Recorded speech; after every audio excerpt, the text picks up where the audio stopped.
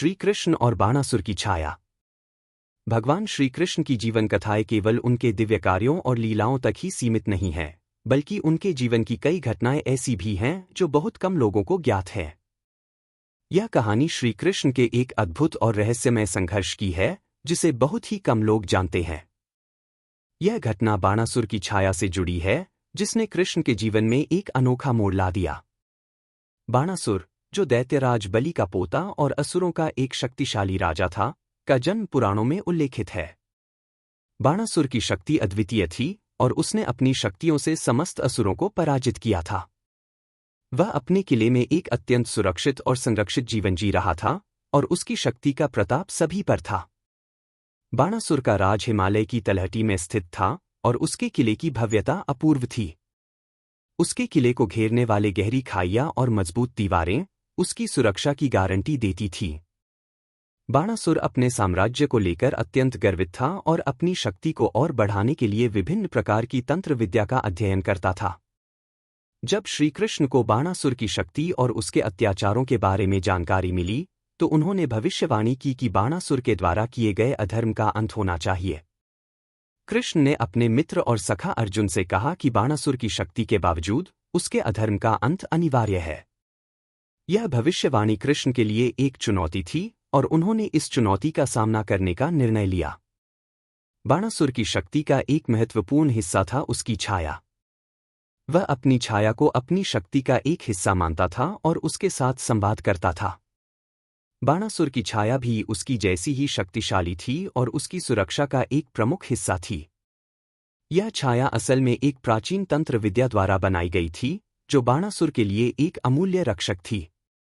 कृष्ण ने बाणासुर की छाया के रहस्य को जानने के लिए एक गुप्त योजना बनाई।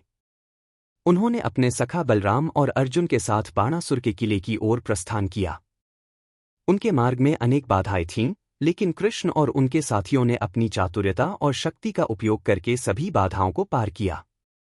कृष्ण, बलराम और अर्जुन ने बाणासुर के किले की ओर यात्रा की। इस यात्रा में उन्होंने कई प्राकृतिक कठिनाइयों का सामना किया। किले के चारों ओर गहरी खाइयां और घने जंगल थे, जो यात्रा को और भी कठिन बना रहे थे।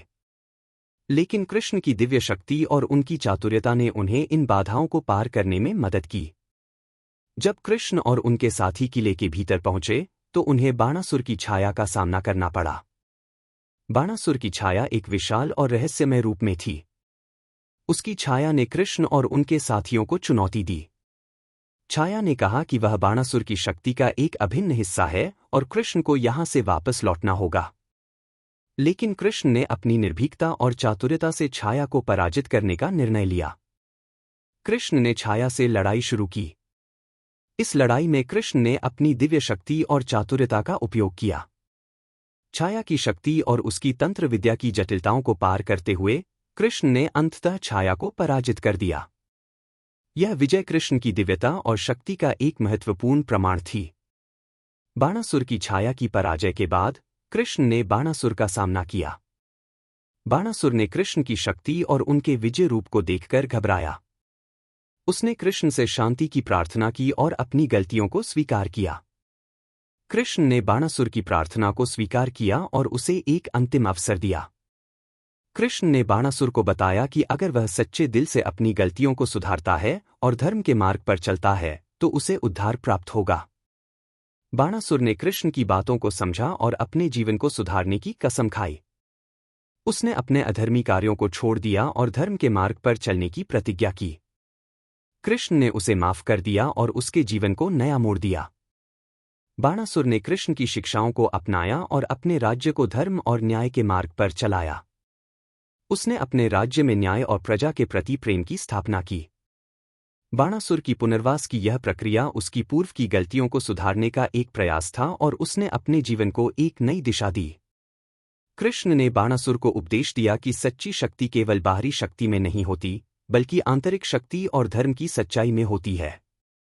उन्होंने बाणासुर को यह समझाया कि अधर्म और अन्याय का अंत करना ही सबसे बड़ा धर्म है और यह धर्म की सच्चाई के प्रति समर्पण से ही संभव है। श्री कृष्ण और बाणासुर की छाया की यह अनकही कहानी हमें यह सिखाती है कि सच्ची शक्ति और धर्म की जीत हमेशा होती है। कृष्ण की दिव्यता और उनकी शिक्षाएं हमें सच्चे मार्ग पर चलने की प्रेरणा देती हैं।